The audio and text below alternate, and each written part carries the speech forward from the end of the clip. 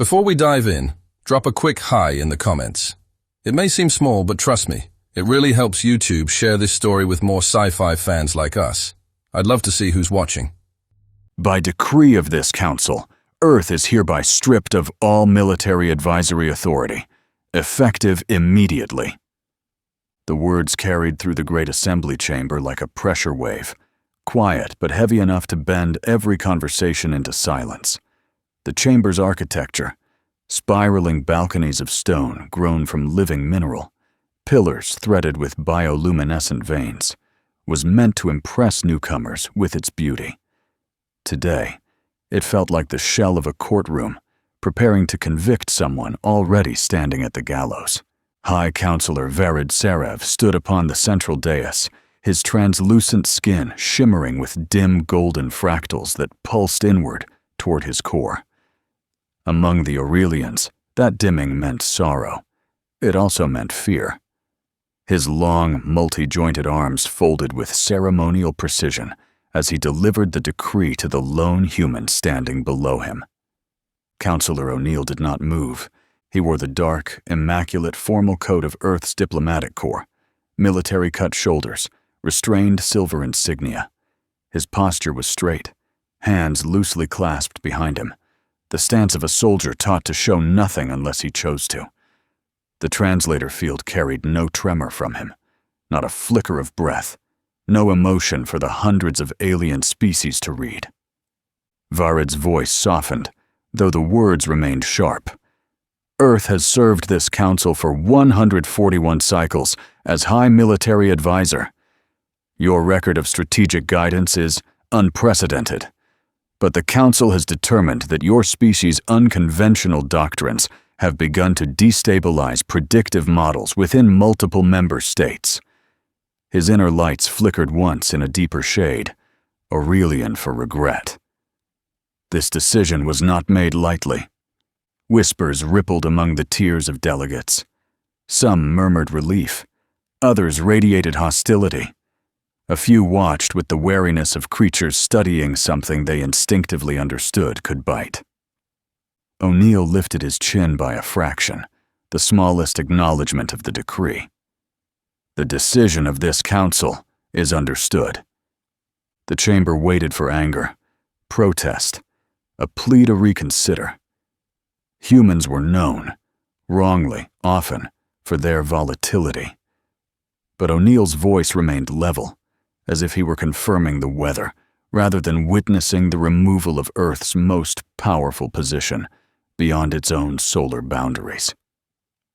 He allowed a heartbeat of silence before continuing. Earth will not contest the decree. However, his pause was deliberate, courteous, almost gracious. Given the Council's conclusion regarding the nature of human military reasoning, it is the position of Earth's Commonwealth that our continued presence within this body would be counterproductive to the stability you seek. A low pulse of disapproval rolled through the chamber's acoustic shell.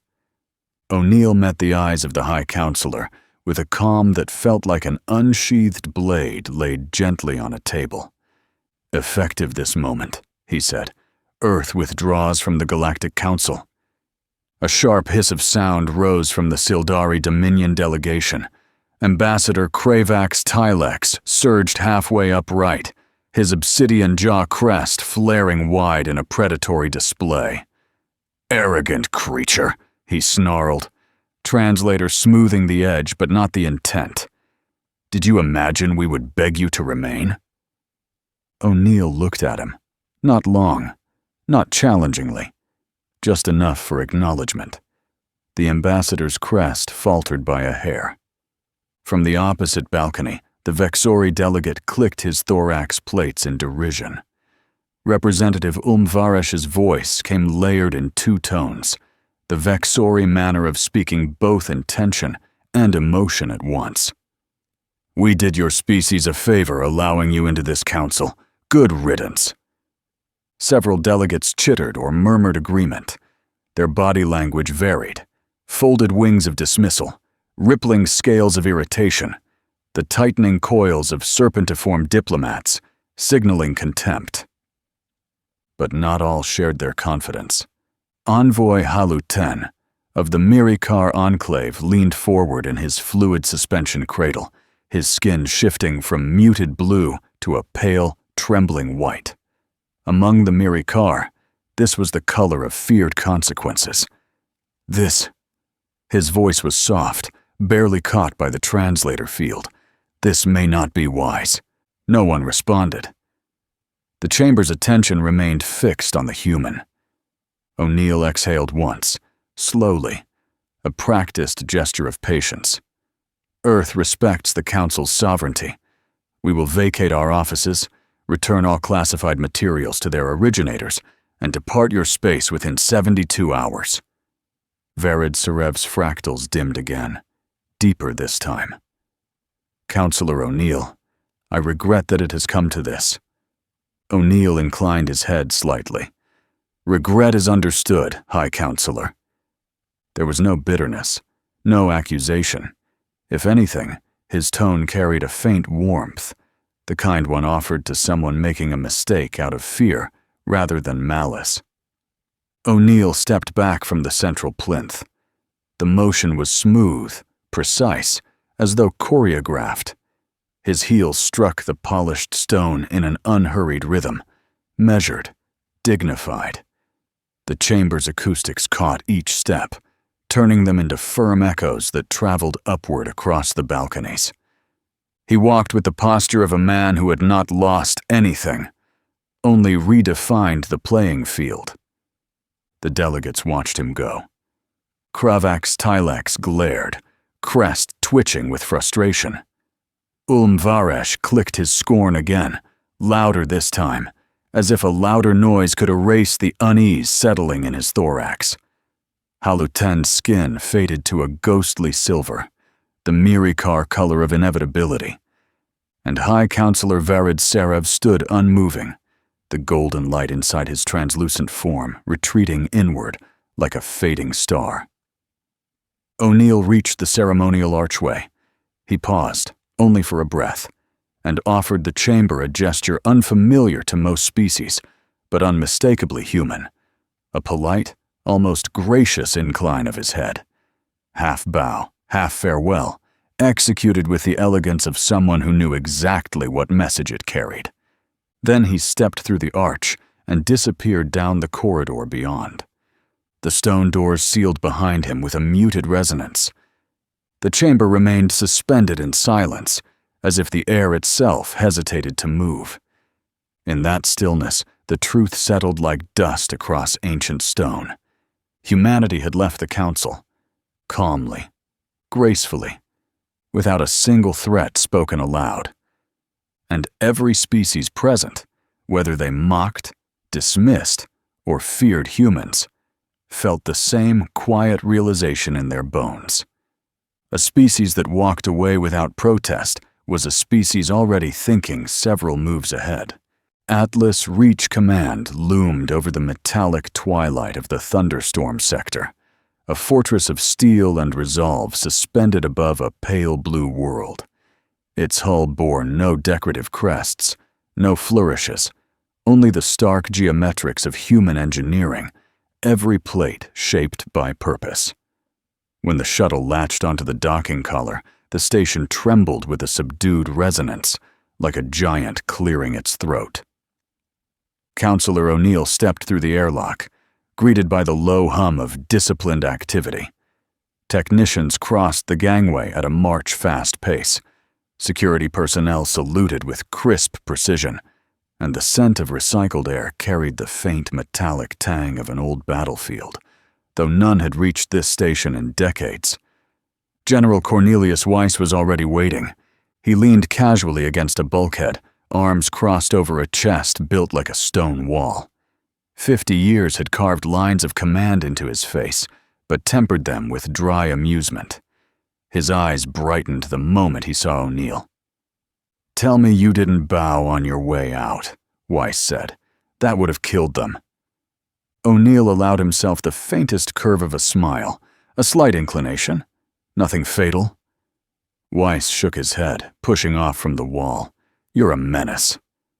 They walked side by side down the corridor, Soldiers straightened as they passed, their respect for O'Neill no weaker for the loss of his former seat.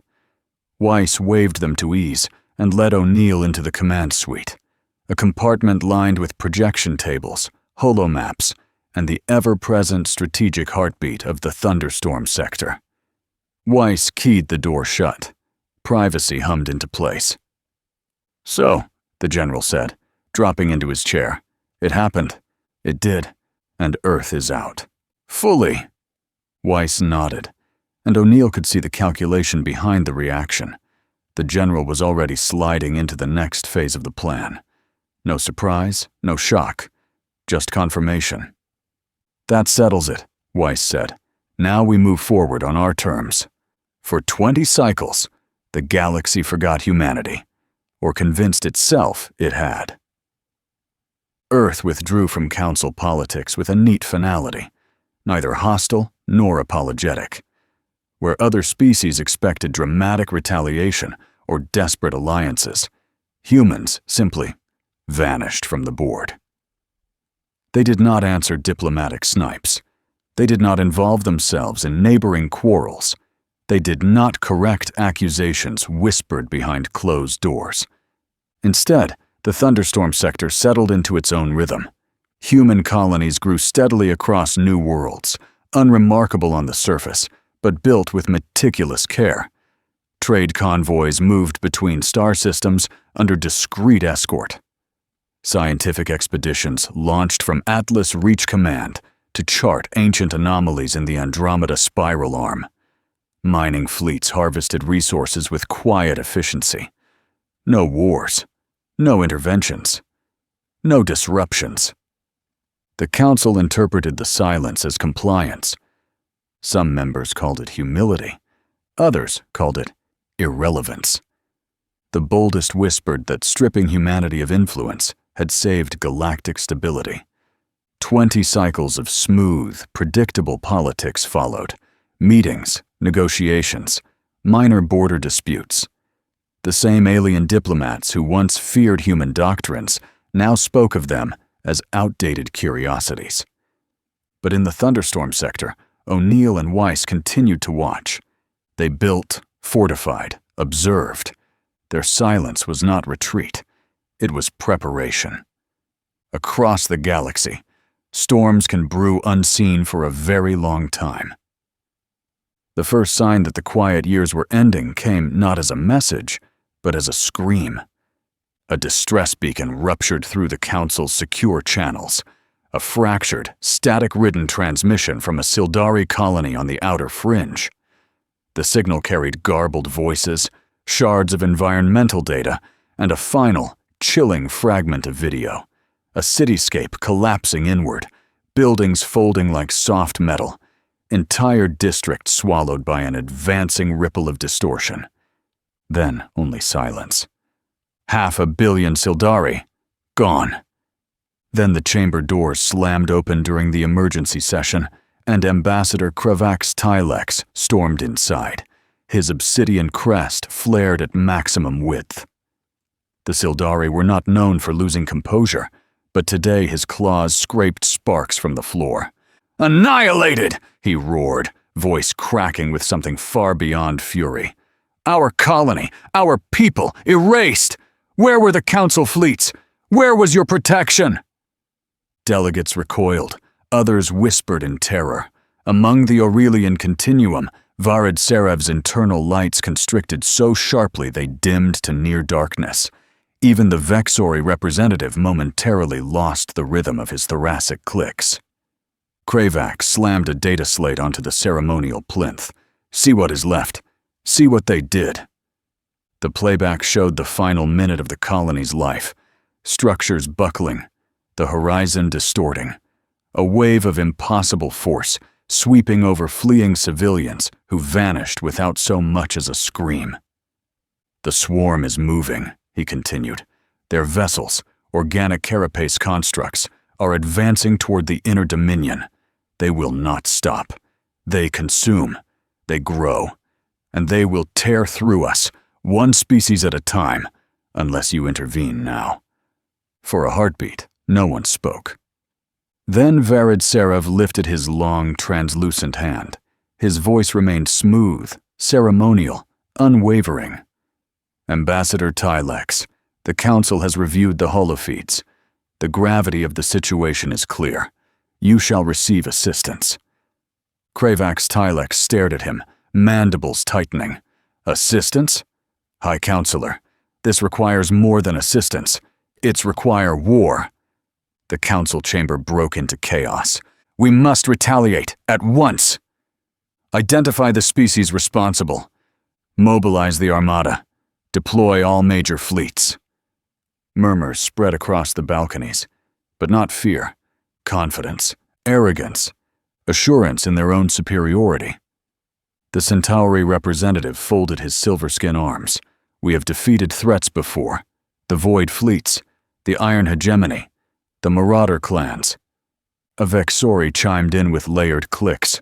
The Kralon devoured only unaligned worlds in ages past. They will find no such weakness here. The Aurelian lights pulsed in measured calm. The Council commands fleets from 36 species. The swarm will be opposed by force unmatched in this quadrant. Kravax's crest lifted slightly, a rare Sildari gesture of defiance. Then you must strike with everything, he said. Do not underestimate what destroyed us. The Council's confidence was absolute, and so was his. He stepped back from the plinth, silent as the delegates resumed their war protocols. We will prepare our armada, Varid declared. A combined strike force will intercept the swarm before they reach the core dominion. Our technology, our numbers, and our unity will prevail. Delegates nodded. Generals murmured approval. Weapons manifests began populating the strategic display screens. A coalition fleet, the largest since the Council's founding, was already forming in their minds. Across the chamber, commands began to ripple outward. Mobilization orders, fleet summons, supply chain activations. A dozen species signaled readiness, another 20 pledged ships and elite strike units. The weight of multigalactic pride welded them into a single purpose: war. The Council believed its armada could crush anything. And far from this chamber, in the Thunderstorm sector, humanity remained silent, watching. The Galactic Council armada set forth like a tide of steel and resolve, 1,000 vessels representing 36 species, each crafted by centuries of warfare, diplomacy, and pride. Engines burned sapphire and emerald through the cold emptiness as the fleet crossed the Sildari border and moved toward the shattered shadow of Tathrun. No songs, no speeches, no ceremonial rites. Only confidence, only the belief that unity made them invincible. In the command carrier Aurelius Prime, High Counselor Varid stood at the projection sphere, his inner fractal lights pulsing with controlled tension. To the Aurelian mind, this fleet was the galaxy's greatest achievement. Technology woven from the best of 100 cultures, weaponry matched only by the legends of lost ages. Around him, representatives of allied species observed the tactical display. Kravax Tylex, his crest still dull from grief, stood rigid as the stars swam by outside the viewport. The Kralon will not resist this force, the Centauri Marshal declared, Silverskin rippling with confidence. They have never faced a united armada. Varish of the Vexori clicked in layered harmony. They are a biological curiosity. Their vessels are grown, not built. Fascinating, but no match for plasma lances and harmonic shields. Kravax did not respond. His jaw crest remained half-folded, the Sildari sign of deep unease, when words offer no certainty. The fleet dropped out of warp near the Tathrun perimeter. Silence greeted them. Where a thriving star system once glowed with commerce and habitation, now there was only scorched rock and drifting debris. The planetary rings, once silver and vibrant, hung crooked, as though twisted by an unseen hand. The remnants of orbital stations floated in jagged arcs, their structure warped as if melted and reshaped. "Weapons on standby," the Aurelian Fleetmaster announced, scanning for hostile signatures. A moment passed, then another. Still nothing. The Centauri Marshal narrowed his gaze. A graveyard. The swarm must have left the system. We've lost the element of surprise. "Confirmed. No active drives, no comms traffic," an Aurelian analyst reported. "Debris field is extensive, but inert." "Then we begin planetary sweep," the Marshal ordered. "Scans to full depth. Map what they destroyed." As the fleet drifted into orbital position, the main projection sphere pulsed with layered sensor feeds. "Thermal fluctuations," a Vexori tech reported. "Planetary crust reads unstable. Cracking patterns at unnatural intervals." Another officer leaned over the display. "Something's extracting from beneath the equator. Deep tectonic draw. Surface erosion consistent with high-energy mineral harvesting." "Extracting?" the Centauri said, frowning. "There's no mining fleet there." "No, but there's activity." The words had just left his mouth when the scanner array spasmed. New contacts, hundreds of them, unfolded from the planet's shadow. They hadn't arrived. They had grown. Their signatures were pulsing, irregular, organic vessels crawling into orbit like insects birthed from the planet itself. "They're coming up from the crust," the officer gasped. "They've been burrowing, feeding off the planet's layers. Metal, energy, atmosphere, everything." Kravax stepped forward, stunned. They never left. The command deck locked into silence. Then the display lit red. The Kralon opened fire. The first wave broke across the armada like a silent storm. The enemy ships moved as if swimming through a sea unseen by Council sensors, gliding, sliding, adjusting angles mid-flight with fluid, predatory grace. Their hulls resembled skeletal armor grown from obsidian coral, threaded with veins of molten gold that pulsed like a heartbeat. "Kralon vessels approaching," the Fleetmaster said, voice tightening. "Advise defensive formations." The ships did not fire conventional weapons. Instead, they opened. Panels along their flanks peeled apart like petals of a metal flower, revealing spirals of biological machinery rotating inward. A pulse of shimmering distortion, barely visible, lashed across space. The first Council cruiser split open without a sound. One moment whole, the next a blossoming cloud of shrapnel and vaporized alloy. "Impact! Shields didn't register! What was that? Some kind of spatial..."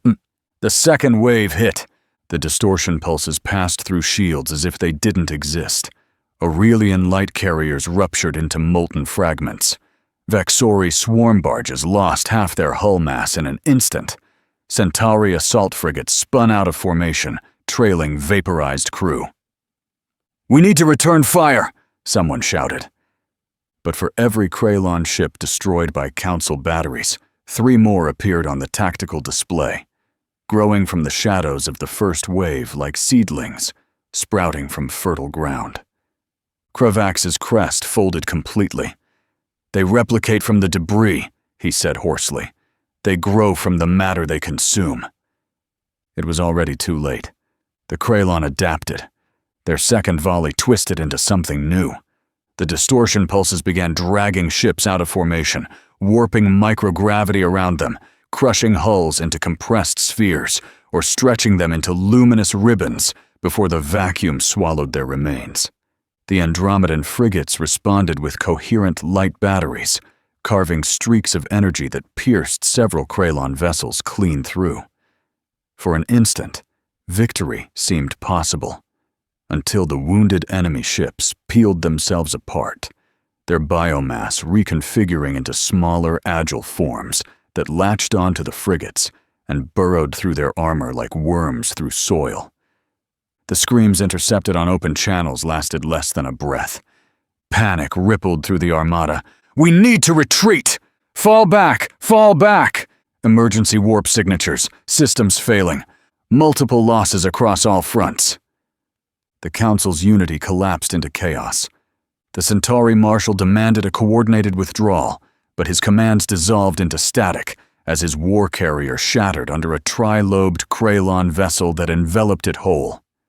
A Vexori chorus launched a counterattack, diving in formation toward the swarm, and vanished inside a wave of twisting distortion that folded their ships like paper. Aurelian light carriers attempted harmonic shield amplification. The shields held for 3 seconds. Then the Krylon adjusted frequency, matching the harmonics exactly, and the shields shattered inward, tearing the carriers apart. Kravax watched in horror. The battle devolved into slaughter. The Krylon moved with eerie coordination, not through commands, but through instinct encoded in their living vessels. They flowed between wreckage, harvesting what remained, their golden veins glowing brighter with each consumed ship. The Council Armada, once a symbol of interspecies strength, fractured into desperate pockets of resistance. Some managed emergency warp, others fought to the last breath. Most simply vanished, swallowed by the swarm. In the command carrier, Varid Serev stood frozen, inner lights trembling in jagged patterns. "This cannot be," he murmured. "No enemy has ever, no force could, not like this." A violent tremor shook the chamber as the Krylon closed on the flagship. Hull alarms wailed. Emergency protocols cascaded. Kravax drew a ceremonial blade, a useless gesture, but instinct demanded it. "They are breaching our perimeter," an officer reported. "Structural integrity collapsing." Varid's voice finally cracked. "Prepare a sector-wide alert. Transmit, now!" Another officer turned from the comm station. "Last clear channel open, High Counselor." Varid stepped forward, steadied himself, and spoke with a quiet finality. "The swarm is advancing. We are lost." The message burst outward, encoded and scattered to every listening outpost in 3 sectors. "Initiate FTL," Varid commanded. "Get us out, now." The distortion wave struck, just as the emergency jump engaged. The carrier's hull shrieked. The projection sphere shattered behind them, bulkheads fractured. Then the stars twisted and vanished. The flagship escaped. Barely. Behind it, the rest of the Council Armada died in silence, consumed by the Krylon swarm. The first engagement was over. The Council's pride was ash. And in the Thunderstorm sector, far from the carnage, Counselor O'Neill and General Weiss received the fragmented distress calls. Shattered data, lost voices, encrypted final words. The war had begun. Thunderstorm sector usually carried a hum of controlled order. Fleets cycling through patrol routes, colonies broadcasting steady traffic updates, Atlas Reach Command handling 1,000 small tasks with quiet efficiency. But the alarms that sounded now were different. They were low, pulsing tones, the kind reserved for something not hostile, yet not understood. A communications officer raised his head from a console. "General Weiss, we're receiving multiple distress signals from the outer perimeter, identifying signatures. Sildari, civilian class. Several military vessels, but all heavily damaged." Weiss looked up from the tactical display. "How many?" "An entire flotilla, sir." That drew silence across the command deck. Weiss's expression hardened. "Bring Counselor O'Neill to the command suite. Now." He didn't raise his voice. The words carried power by their calmness alone. By the time O'Neill arrived, the Sildari convoy had breached the sector border. The holographic projection showed a dozen broken ships limping into human space. Several trailed debris. One rotated slowly on a dead axis, life support blinking. Rescue drones were already en route. O'Neill approached the display, taking it all in with the same steady composure he had shown in the council chamber weeks ago. "How many survivors?" "Initial estimate, tens of thousands," Weiss answered. "Most in critical condition. Some ships barely holding Atmo." O'Neill nodded once. "Clear emergency docks. Patch them through. Medical teams to stations 12, 15, and 16. Rotate trauma personnel in 30-minute cycles." Orders relayed instantly across Atlas Reach Command. No hesitation. No debate. The Thunderstorm sector responded with the precision of a living machine, one trained through centuries of conflict and discipline. As Sildari ships drifted into docking cradles, human engineers guided them in with soft tractor pulses. Hulls cracked open like wounded shells, revealing survivors in disarray. Elders with folded crests, children clinging to parents, warriors with shattered armor and empty eyes. There was no panic in the human response, only action. A young Sildari medic staggered out of an airlock, mandibles trembling. The human officer guiding her didn't waste a second. "This way, oxygen stabilized, you're safe." Her crest fluttered in disbelief. "You don't ask questions?" "Later," the officer said simply. "You need a chair before you collapse." Farther along the docking ring, a Sildari warrior dropped to his knees, armor cracking as he hit the deck. A human soldier caught him before he fell sideways. "We have you," the soldier said. "Lean on me." The warrior stared, confused by the gentleness. "You. Don't fear we bring the swarm with us?" The soldier's reply was flat, unshaken. "If you did, we'd still save you first." There was no self-righteousness in the words, only conviction. And that alone did something to the Sildari. It broke them open. It let them breathe again. Kravax Tylex arrived last. His command barge had taken direct hits. The hull looked as though something alive had torn at it. His once impeccable armor hung in cracked shards. His crest remained half-folded in the Sildari posture of mourning and shame. He stepped onto the docking platform and found O'Neill already waiting for him. For a long moment, Kravax just stood there, breathing hard, posture held upright by will alone. Then, with visible effort, he straightened enough to perform the Sildari gesture of contrition, touching the tip of his crest with his two claws. "Counselor O'Neill," Kravax said, voice hoarse. "I owe you an apology." O'Neill inclined his head slightly. Not a bow, just acknowledgement. "You owe me nothing," he replied. "But your people, they need care." Kravax closed his eyes as if the words struck harder than anything the Kralon had done. "You treat us with more dignity," he whispered, "than the Council did in your final hour as a counselor." Weiss appeared beside O'Neill, arms crossed, posture steady. But his eyes, sharp, analyzing, weighty, studied Kravax with the attention of a commander assessing both a victim and a witness. "This way," Weiss said. "You'll be debriefed in a private suite. You look like you've carried half a war on your back."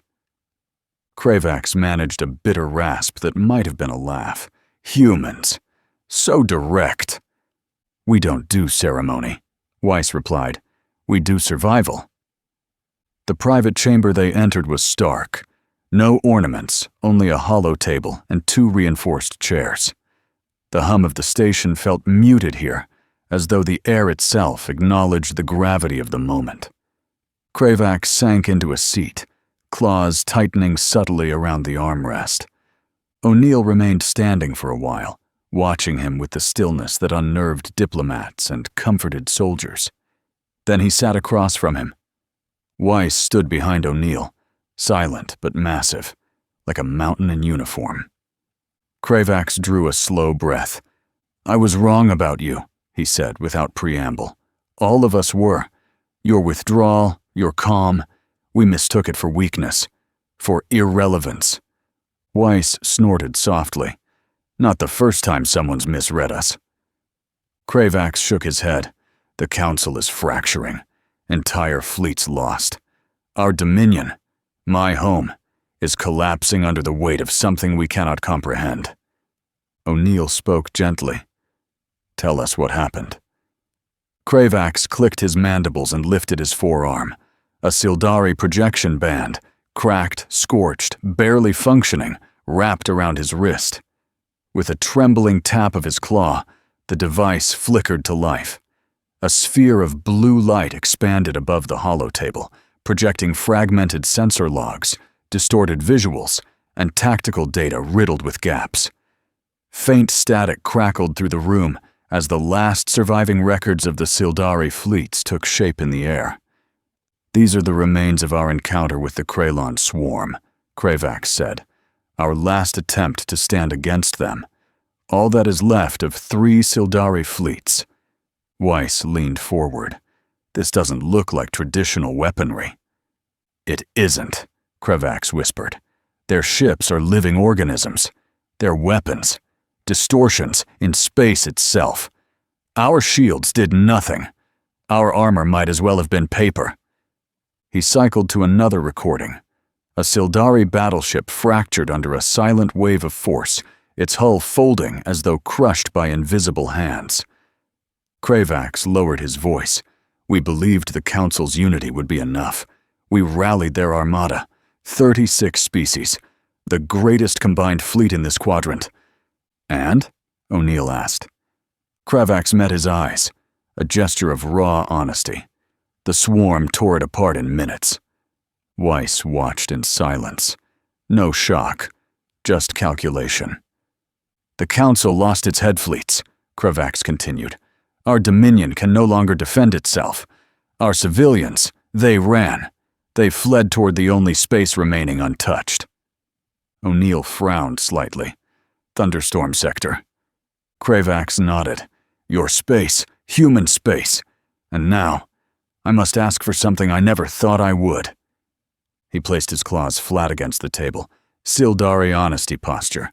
"Sanctuary," Kravax said softly. "For our survivors. For those still fleeing. The Council is fractured. They cannot protect anyone now. And my people, they will die anywhere else." O'Neill didn't respond immediately. Humans didn't rush their words, not in moments like these. He watched Kravax's lowered crest, his shattered armor, the grief lingering in every motion. Finally he spoke. "Your people may stay." Kravax sagged, exhaling a shudder that seemed to release years of tension in a single breath. Weiss cleared his throat. "We don't turn away refugees. We never will. But if you came to us, you didn't come only for sanctuary." Kravax nodded, ashamed. "You are correct." He reached into a compartment of his broken armor and produced a data core. Small, dense, shimmering with compressed information. "This holds everything we know about the swarm," Kravax said. "Weapon signatures, biological analysis, tactical behavior, adaptation patterns, resource consumption, reproduction cycles, everything." O'Neill accepted the core and set it onto the hollow table. The projections expanded, displaying data at a speed only human eyes tracked without flinching. Kravax watched them scan it with quiet awe. "When the Council dismissed you, I believed them. I believed you were unpredictable, unstable, dangerous. But now I see the truth." "What truth is that?" Weiss asked. "That humans are the only ones who look at impossible odds," Kravax whispered, "and do not turn away." O'Neill leaned back slightly. "You think we can stop the swarm?" "I think," Kravax said, "that if anyone adapts quickly enough to survive them, it is you. And if you choose to fight—" He swallowed. "I will fight beside you." The room fell into a long silence. O'Neill finally rose. He stepped to the holographic star map projected near the wall. The Kralon expansion vectors glowed in crimson across Andromeda, branching like veins, stretching slowly but relentlessly toward human space. Weiss stood at his side, arms folded, jaw tight. O'Neill spoke quietly, without theatrics. "We will study your data. We will analyze their patterns. And we will prepare for whatever comes next." Kravax's crest lifted a fraction, a Sildari sign of renewed hope. O'Neill continued, eyes fixed on the expanding crimson lines. "If the swarm reaches this sector," he said, voice level as steel, "they will regret it." Thunderstorm sector hummed with silent readiness. The refugees rested. The swarm grew. And humanity began preparing for war. Hey there, space human. I'm really curious about your thoughts on this video. Drop a quick comment and let me know what's on your mind. Or just say hi if you prefer. Either way, I'd love to hear from you. Also, remember to check the pinned comment. Trust me, it's worth a look. Oh, and one last thing. I've chosen another video for you to watch. Just click the card here. Or here if you want the whole playlist. See you there.